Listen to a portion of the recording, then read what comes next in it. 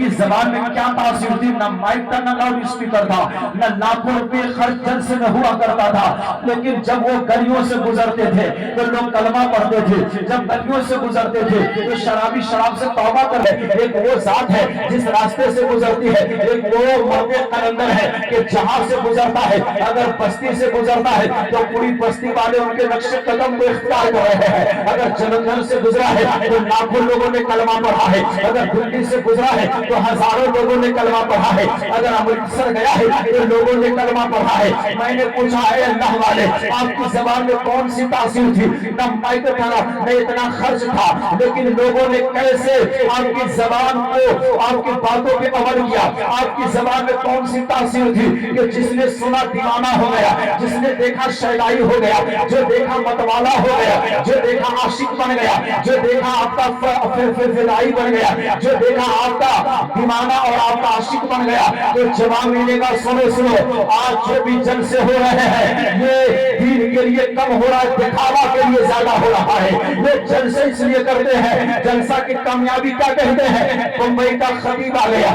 دلی کا خطیب آ گیا، کلکتہ کا شاعر آ گیا، ارے میرا جلسہ کامیاب ہو گیا۔ نہیں میاں، میں کہتا ہوں جلسہ کامیاب نہیں ہے، جلسہ کامیاب کب ہوتا کہ 10 آدمی نمازی بن گیا ہوتا، 30 آدمی نمازی بن گیا ہوتا۔ میں کہنا یہ چاہ رہا ہوں آج جو جلسے ہو رہے ہیں محفلیں سجتی ہیں دکھاوے کے لیے ہے، کردار مصطفیٰ سے الگ ہے، اس لیے ہماری زبان میں تاثیر نہیں ہے۔ لیکن ایک وہ مرد قلندر جس جگہ سے گزرا ہے لاکھوں لوگوں نے کلمہ پڑھا ہے، اسلام میں داخل ہو گیا ہے، میں نے ان کے دامن کو پکڑا، ان کے مزار پر گیا، مزار کو بوسہ دیا، چوما، اور میں نے کہا اے خواجہ آپ کی زبان میں کون سی تاثیر تھی کہ ایک دو لوگوں نے نہیں بلکہ 97 لاکھ لوگوں نے کلمہ پڑھا تھا؟ تو غریب نواز کہتے تمہیں معلوم ہے جب میں ہندوستان آیا تھا تو ابو بکر کی صداقت لے کر آیا تھا، جب ہندوستان آیا تھا تو عمر کی عدالت لے کر آیا تھا، جب ہندوستان آیا تھا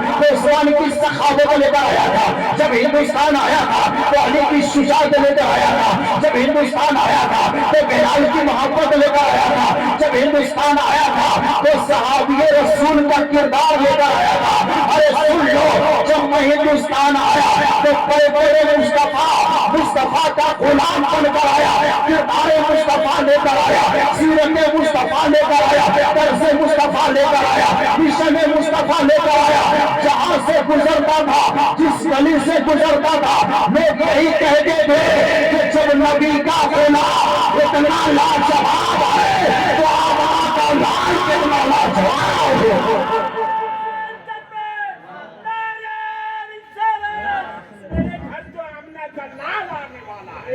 مسکرا کر بولیے یا رسول اللہ۔ اسی لیے ڈاکٹر اقبال نے کہا مٹا دو اپنی ہستی کو اگر کچھ مرتبہ چاہو، یہ دانا خاک میں مل کر گلے گلزار ہوتا ہے، ہزاروں سال نرگس اپنی بینوڑی پہ روتی ہے، بڑی مشکل سے ہوتا ہے چمن میں دید ور پیدا۔ اے مسلمانوں دو جملوں میں کہہ کر اپنی بات سمجھنے کی کوشش کر رہا ہوں کہ آج ہم کامیاب ہو سکتے ہیں، کامرانی ہمارے قدم کو چومتے ہوئے نظر آئے گی۔ ظفر جس میدان میں جائے ہم ظفر یاب رہیں گے، کامیاب رہیں گے، فتح و نصرت ہمارے قدم کو چومتے ہوئے نظر آئے گی۔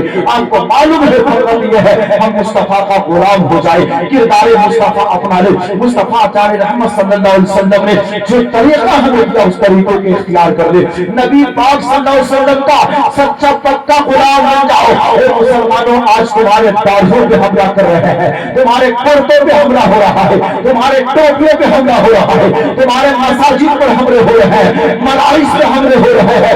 قوم مسلم نام ہی کافی ہے دشمن کے لیے، لیکن کہیں نہ کہیں ضرور ہم اس کے پیچھے ہم خود بھی قصوروار ہیں، کہیں نہ کہیں ہماری بھی کمی ہے۔ آج معلوم ہے آپ کو مسجد اتنی بڑی بن گئی ہے، آج ہی نہیں بلکہ پوری دنیا پورے ہندوستان کی بات کر رہا ہے، ایسا شہر میں یہ جام مسلمان مسلمان ہے، عالیشان مسجد ہے، لیکن جب نمازیوں کی تعداد گنی جاتی ہے، یہاں کم سے کم 500 لوگوں کی آبادی ہے، جس بستی میں 200 لوگوں کی آبادی ہے، جہاں 1000 لوگ ہیں، فجر کی نماز میں پہنچیں گے تو مشکل 10 سے 20 لوگ نظر آئیں گے۔ کیا نماز صاحب بیٹھے پوچھ گئے آج دشمن کیا کہتا ہے؟ شہروں میں ایک قانون بنا دیا ہے کہ 10-20 لوگوں کی وجہ سے یہ اذان کیوں مائک میں ہو، یہ صلاۃ و سلام کیوں مائک میں ہو، یہ اعلان کیوں مائک میں ہے؟ کہاں کیا کہتے ہیں کہ جہاں 1000 لوگ سو رہے ہیں، 10 لوگوں کو بلانے کے لیے مائک میں اذان دینے کی کیا ضرورت ہے؟ وہ اطمینان سے آئیں گے، وہ ان کو ٹائم معلوم رہے گا، کیونکہ جو نمازی ہے